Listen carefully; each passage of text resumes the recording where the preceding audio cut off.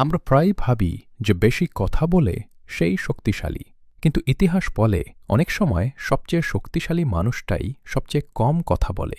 চুপ থাকা মানে ভয় পাওয়া নয়, চুপ থাকা মানে নিজের ভেতরের ঝড়কে সামলে নেওয়া। যখন কেউ অপমান করে আর আপনি সঙ্গে সঙ্গে জবাব দেন না, সেটা দুর্বলতা নয়, সেটি পরিপক্কতা। কারণ আপনি জানেন প্রতিটি কথার জবাব শব্দে দিতে হয় না, কখনো কখনো কাজই সবচেয়ে জোরালো উত্তর। নীরবতা আমাদের শেখায় ধৈর্য, শেখায় আত্মসম্মান।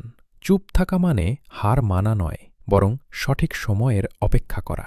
দুইটা শক্তিশালী ও জনপ্রিয় উক্তি। ১. Silence is golden, Thomas Carlyle.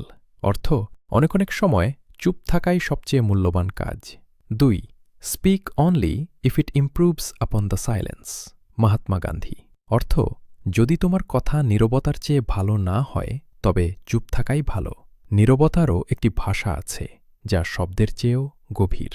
কখনো কখনো আমরা এত কথা বলি যে নিজের মনটার শব্দটাই শুনতে পাই না, কিন্তু যখন আমরা চুপ থাকি তখন হৃদয়ের কথা স্পষ্ট শোনা যায়। চুপ থাকা মানে ভেতরে চিন্তা করা, চুপ থাকা মানে নিজেকে জানার সময় নেওয়া।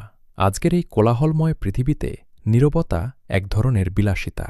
যে মানুষ নিজের সঙ্গে একা বসে থাকতে পারে সেই চুপ থাকা নিয়ে শক্তিমান। মহানবী হজরত মুহাম্মদ সাল্লাল্লাহু আলাইহি ওয়াসাল্লাম এর কিছু গুরুত্বপূর্ণ হাদিস আছে। নিচে ২ থেকে ৩টি সহিহ হাদিস দিচ্ছি। ১. যে ব্যক্তি আল্লাহ ও পরকালে বিশ্বাস রাখে সে যেন ভালো কথা বলে অথবা চুপ থাকে। সহিহ বুখারী ও সহিহ মুসলিম।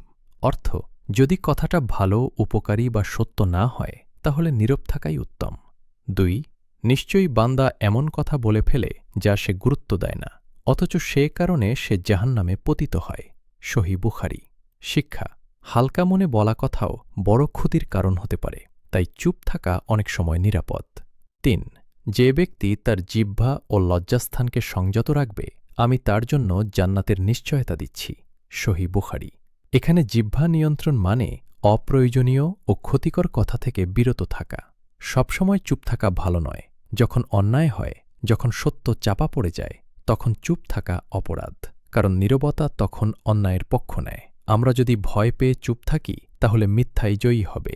কখন চুপ থাকতে হবে আর কখন কথা বলতে হবে, এই বুদ্ধিটাই আমাদের বড় করে। সাহস মানে শুধু চুপ থাকা নয়, সাহস মানে প্রয়োজন হলে কণ্ঠ তোলা। তাই আসুন আমরা শিখি কোথায় নীরবতা শক্তি আর কোথায় কথা বলা দায়িত্ব।